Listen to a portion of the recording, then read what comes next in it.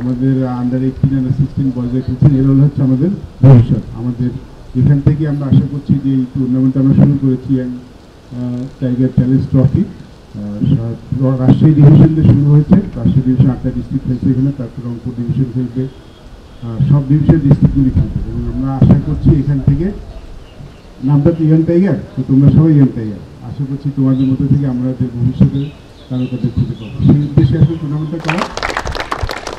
বাংলাদেশের গর্ব করার মতো একটা বিষয় আছে, সেটা হলো আন্তর্জাতিক জাতীয় পর্যায়ে, যেটা হলো ক্রিকেটটা। এই ক্রিকেটের মাধ্যমে কিন্তু আমাদের বাংলাদেশের এই পরিস্থিতিটা সারা বিশ্বের দরবারে ছড়িয়ে গেছে, এবং এটা এত রুট লেভেলে গেছে যখন বাংলাদেশের টেলিভিশনের এত ছিল না, খেলা দেখতে পেতাম না।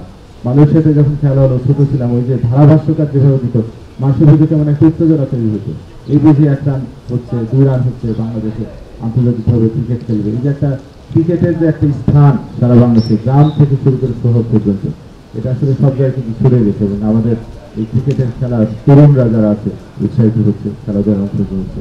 এর মাঝে হচ্ছে কি আমাদের তরুণ সমাজে খেলাধুলায় অংশগ্রহণ করলে তারা অপরাধের সাথে জড়িত হচ্ছে।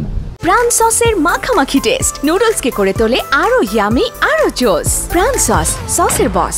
আমাদের আজকে যে ইয়াং টাইগার্সরা খেলতে আসছে, তোমাদের মাঝখান থেকে আমাদের আন্তর্জাতিক মানের প্লেয়ার বেরিয়ে আসবে, এটা আমরা প্রত্যাশা করি। আমরা রাজশাহী ডিভিশন দিয়ে শুরু করেছি, it's a pilot project. So basically সব ডিভিশনে আমরা যাব, সব ডিভিশনের ডিস্ট্রিক্টগুলি নিয়ে খেলা হবে। রাজশাহী ডিভিশন 8টা ডিস্ট্রিক্টে শুরু হচ্ছে, 4টা ডিস্ট্রিক্ট এখানে, 4টা ডিস্ট্রিক্ট রাজশাহীতে, তারপরে সেমিফাইনাল, ফাইনাল। সেম ফরম্যাটে আমরা রংপুর যাব, তারপরে সিলেট যাব, চিটাং যাব। সো আমাদের যেই মেজর টুর্নামেন্টটা হয় সবসময়, ওইটার আগে এই টুর্নামেন্ট হবে, সো দ্যাট সিলেক্টরও পরবর্তী টুর্নামেন্টের জন্য যেই প্রতিভাগুলি সেটা খুঁজে পেতে তাদেরকে সাহায্য করবে।